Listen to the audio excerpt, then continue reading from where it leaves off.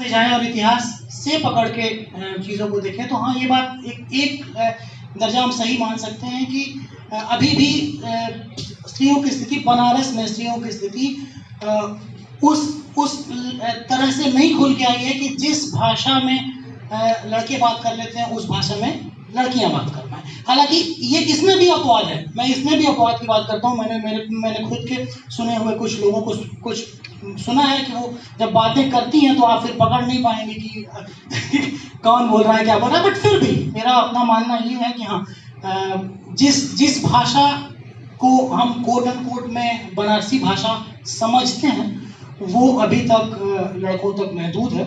और मुझे लगता है कि अगर वही बनारस की पहचान है तो उसे वहीं तक रहना चाहिए। इसी प्रश्न का जवाब राकेश जी आप क्या देना चाहेंगे? स्त्रियों की भाषा क्या है? स्त्रियां अपनी भाषा गढ़ रही हैं पूरी दुनिया में अलग अलग तरीके से, और वो एक लंबा सिलसिला है, वो चलेगा। और आप ये कह रहे हैं तो मैं भी जो है, मैं बहुत ईमानदारी से स्वीकार करूँ तो मुझे कोई जवाब नहीं है सूझ रहा है इसका कि मैं अगर ढूंढूं कि मतलब जो हमने जो कुछ बनारस का साहित्य पढ़ा उसमें बहुत कोई ताकतवर महिला पात्र हो ऐसी जो मुझे बहुत याद आती हो या उसकी भाषा याद आती हो।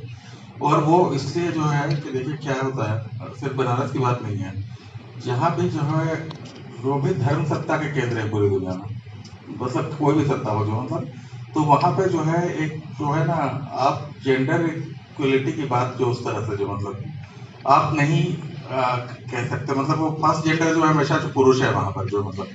तो मुझे अब जहाँ से हम एक इसमें एक इंटेलेक्चुअल डिस्कोर्स में है, तो उम्मीद करता हूँ बहुत सारी महिलाएं बैठी हैं यहाँ पे, लेखिकाएं होंगी जो है, शायद वो एक्सप्लोर करेंगी बहुत ऐसे नजरिए से बनारस को जिस नजरिए से अभी तक किया नहीं गया है, स्त्रियों के नजरिए से, और अभी देखा नहीं गया, शायद वो देखा जाना बाकी है। प्रेमचंद की एक आखिरी कहानी थी कफन। ऐसा कहा जाता है कि उन्होंने आखिरी कहानी कफन लिखी थी, जामिया में लिखी थी, और पूर्व राष्ट्रपति जाकिर हुसैन के कहने पर लिखी थी। उस समय वो राष्ट्रपति नहीं थे, उस समय देश आज़ाद भी नहीं हुआ था, और दिल्ली से बनारस वो वापस आ रहे थे, उस रात को उन्होंने लिखी थी ये कहानी कफन। तो उसके जो दो पात्र हैं घीसू और माधव, बहुत ही फेमस हैं अपने उन चीज़ों के लिए। मैं अक्सर ये सोचता हूँ कि क्या घीसू और माधव क्या बनारस के लोगों को रिप्रेजेंट करते हैं, क्या ऐसा है?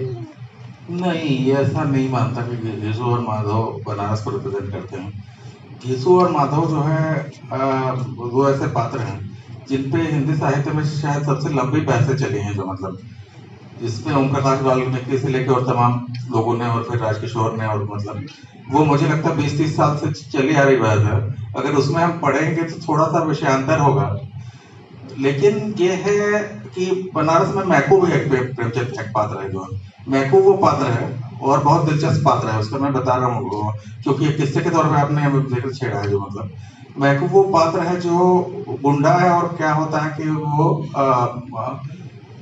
जो सत्याग्रही होते हैं और जो पिकेटिंग करते हैं जो शराब की दुकानों पर, उनको मार मार के भगाता है वो। अचानक एक दिन हृदय परिवर्तन होता है उसका, और वो एकदम से वो सब कुछ छोड़ छाड़ के वो सुराजी हो जाता है। और बहुत एक दिलचस्प बात इसमें ये है कि 1995 में जो अंग्रेजी एक अखबार है पायनियर, तो मैं दिल्ली में रहता था, मैं स्टूडेंट था उस समय जो मतलब, और पायनियर ने मैको ओरिजिनल को ढूंढ के निकाल के उसका इंटरव्यू किया था। मैं अभी आ रहा था तो मुझे मैंने चाट पकौड़े की दुकान देखी, तो मुझे प्रेमचंद की एक और कहानी जो बहुत मशहूर है, सत्याग्रह, जिसको मोटे राम शास्त्री का सत्याग्रह के नाम से भी कुछ लोग जानते हैं। आप सब लोगों ने वो कहानी पढ़ी होगी, जो मतलब कि जो एक खान पान का, बनारस की संस्कृति के साथ खान पान का भी एक बड़ा एक काफी साथ साथ वो एक अंतर धारा उसकी बहती रहती है, जो मतलब। तो कहानी ये थी कि पंडित जी को जो है अंग्रेजों ने तैयार किया किसी तरीके से कि आप सत्याग्रह कीजिए, ये जो कांग्रेस का जो आंदोलन चल रहा है उसके खिलाफ। तो पंडित जी बहुत समझाने बुझाने पे अनशन पे बैठ गए, लेकिन 3-4 दिन हुए, और जब मिष्ठान जब ला के रखे गए उनके सामने तो फिर वो पिघल गए। वो कहानी थी वो। एक और कहानी है जयशंकर प्रसाद की, क्या गुंडा पढ़ी? गुंडा जी, बहुत ही